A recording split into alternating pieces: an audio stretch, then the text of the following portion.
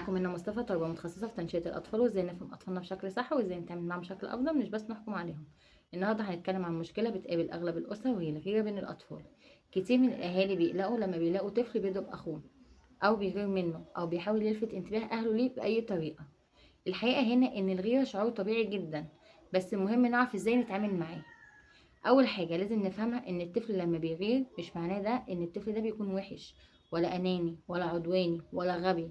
لأ، هو غالبا بيكون حاسس إن مكانته عند أهله بقت مهددة، أو إن أخوه أخد مكان أكتر منه واهتمام أكبر منه.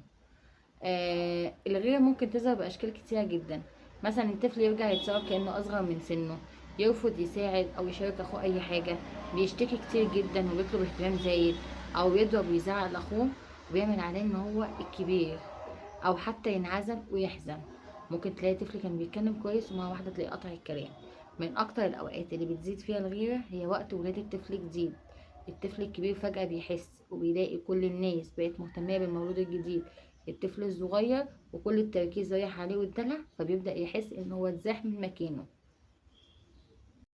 طيب نعمل ايه بقى؟ اول حاجة بلاش مقارنات. لما تقولي له بص اخوك اشطر منك، بص اختك اهدى منك، انت كده بتزودي الغيرة عنده مش بتقلليها. خصصي وقت لكل طفل حتى لو 10 دقايق في اليوم. المهم يحس ان ليه وقته خاص بيه لوحده. ازاي يعني؟ هقولك، لو بيبي مثلا معاكي بيبي مولود لسه صغير، بتاكليه وبتشربيه وبتغيري له وينام، سيبيه نايم وقومي قولي له ايه، تعالى نرسم مع بعض، تعالى نلون، تعالى نعمل تمارين مع بعض، تعالى اقف معايا وانا بعمل الاكل. اعترفي بمشاعره. لو جه قالك انا زعلان لانك مهتميه باخويا، ما تقولوش لا عيب ده غلط ما تعملش كده، لا، قولي له انا فاهمه انك زعلان بس اخوك صغير ما بيعرفش يعمل حاجه لوحده، انت كبير مشاعرك مهمه عندي. حسسيه ان هو كبير فعلا واخوه محتاج منه المساعده. ركزي على مميزات كل طفل. كل طفل مختلف. انت لو عندك اكتر من طفل هتعرفي، هتلاقي واحد شاطر في الرسم، واحد شاطر في الرياضه، واحد تاني اجتماعي، ممكن تلاقي واحد انطوائي ومنعزل عن التجمعات ما بيحبش يتجمع مع حد. ساعدي كل واحد يكتشف نقط قوته ايه وقوهي له. ما تجبريش الاطفال على الحب وتقولوا لازم تحب اخوك، لو ما حبيتش اخوك انا هضربك، انا هزعل منك، لا. الافضل تعلميهم ان هم يحترموا ويتعاملوا مع بعض كويس. مع الوقت المشاعر الايجابيه والحب بتكبر وبتنمو تلقائيا جواهم.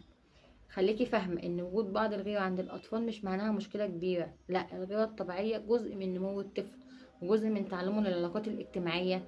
المشكله بتكون لما الغيره بتتحول لعدوان مستمر او بتاثر على حياه الطفل ده بشكل واضح. تلاقيه بيضرب زمايله في المدرسه، تلاقيه على طول متعصب. فده كده بتأثر، فدي لازم لا، في دكتور استشيريه. وديه تمارين يلعب يطلع طاقته فيها، هتقلل الغيرة عنده شوية. في النهاية حابة أقولك إن الطفل محتاج يشعر بالأمان من ناحيتك ومن ناحية باباه، ويعرف إن حب أهله ليه مش بيتقسم، لأ، إن هو بيتضاعف جواهم. كمان الطفل لازم يحس إن هو محبوب ومقبول من ناحيتكم. الغيرة بتقل تدريجيا ويكون قادر إن هو يبني علاقة أفضل مع إخواته. لو الفيديو عجبكم ما تنسوش تعملوا لايك وشير وسبسكرايب للقناة عشان يوصلك كل جديد، وتفعلوا زر الجرس تحت، وتقولي في الكومنت ايه أكتر موقف غيرة بين الأطفال واجهكم. باي باي.